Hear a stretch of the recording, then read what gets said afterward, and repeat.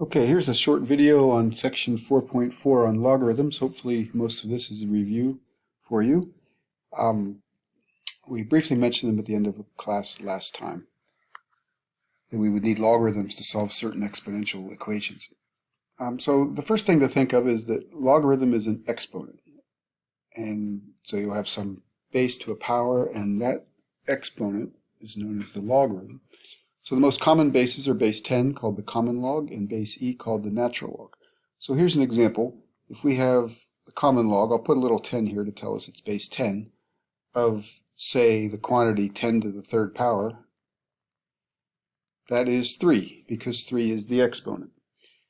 If we had the common log, base 10 here, of 10 to the negative 2, that's negative 2, since negative 2 is the exponent. Of course, it might not always be written as a power, so in this first example, we could also say that the log base 10 of 1,000 is equal to 3, since 10 cubed is 1,000. And here we would have said the log base 10, 10 to the negative 2 is 0.01. That's also negative 2. So think for a moment here, what is the log base 10 of 1 million? I'll let you think about it and be back with you. Okay, since 1 million is 10 to the 6th, the log base 10 of 10 to the 6th is 6. All right, there are other bases. I'll just do one other example here. Let's say we did log base 2 of 8. What's that equal? Give you a moment to think about it.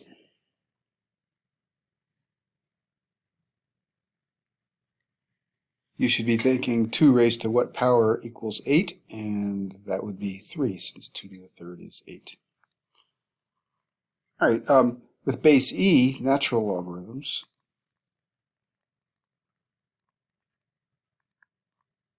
it's the same idea.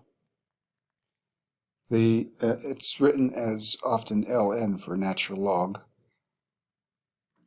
It might be written as log base e of x. Either way, you could write them like that. So this is a function. So as above, the log base e of e to the fourth is 4, because 4 is the exponent. Also written as the natural log of e to the fourth is equal to 4. Try one for yourself. The natural log of e to the negative 2 is fill in the blank.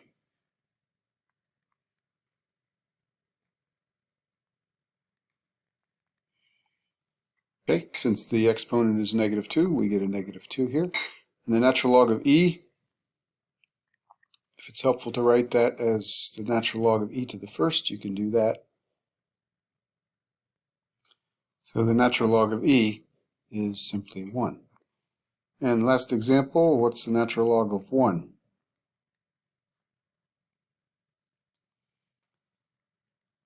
Well, since 1 can be written as e to the 0 and the exponent is 0, the natural log of 1 is equal to 0. Now if we want to graph the natural log of x function, notice that it's only defined when x is positive. So the domain of the natural log function is x greater than 0. So let's plot a couple points. We said when x was 1, the natural log of 1 was 0, so there's a value right there. When x was equal to e, which is about 2.7, so that would be about right here. So here's 2 and here's 3, and e is in between. It was a 1. And when x is between 0 and 1, the natural log is actually negative. And there's this vertical asymptote on the y-axis.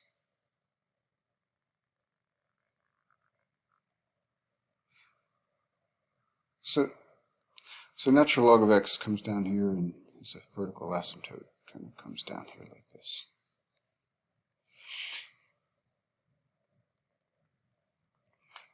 It turns out that some other things about it, that the natural log of x and e to the x are inverse functions of each other. They undo each other. So that means if you take the natural log of something and then you exponentiate that by base e, you'll be back where you started. So, for example, as we saw that above, the natural log of e to the x is just equal to x. And it also means that if you take e and raise it to the natural log of x, you get x. So that's what it means to be inverse functions of each other. And if you graph those, I'll put the e to the x here.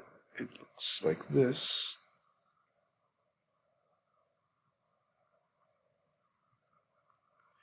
This is y equals e to the x. It's got a vertical asymptote, horizontal asymptote of the x-axis. And these two functions, e to the x and natural log of x, are inverse functions, meaning that they are symmetric across the line y equals x. If you could put the y equals x line right there, there would be this symmetry between this function and this function. Next, let's look at some logarithm properties. The first one is if you have the natural log of a product, say x times y, it's equal to the natural log of x plus the natural log of y. And that makes sense. For example, let's suppose you had, well, this is also true for any base. Say common log of xy is log of x plus log of y. That's base 10, let's say.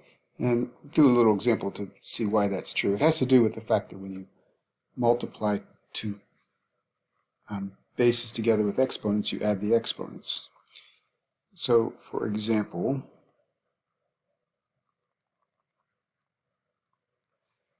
let's suppose we took the log base 10 of 100 times 1,000.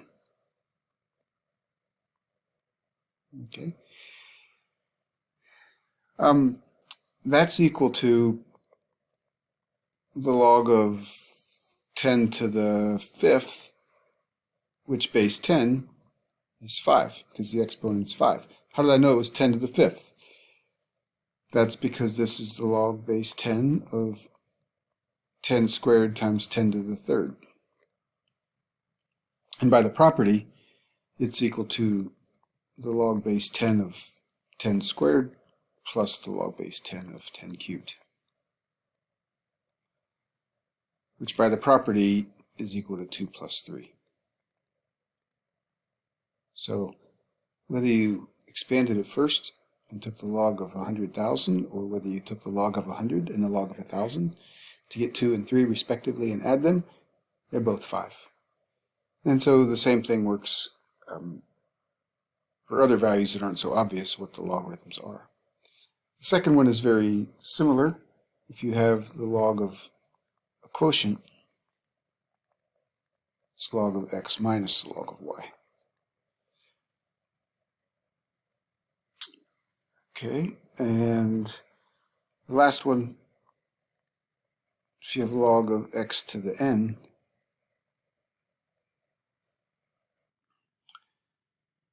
the log of x to the n is n times log x. You can pull down the exponent. So, for example, the log of 25 to the 1/2, which is the log of the square root of 25, is equal to 1/2 the log of 25. We don't know exactly what the log of 25 is here. It's somewhere between 1 and 2. So that's enough on the properties. I think I'll make a separate video which will just run through some book examples.